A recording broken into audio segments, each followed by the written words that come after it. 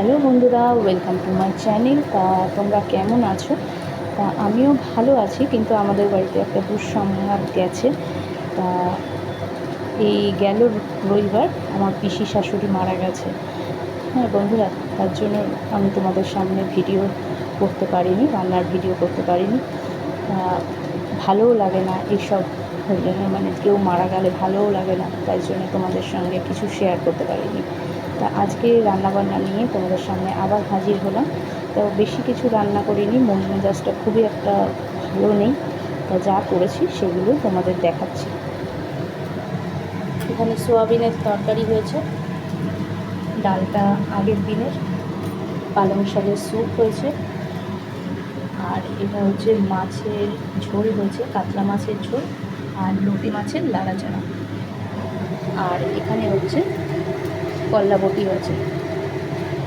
যেহেতু কালকে আমার শিবরাত্রি, এর জন্যে কিন্তু আমার এগুলো নিরামিষ বন্ধুরা। দেখেছো বন্ধুরা?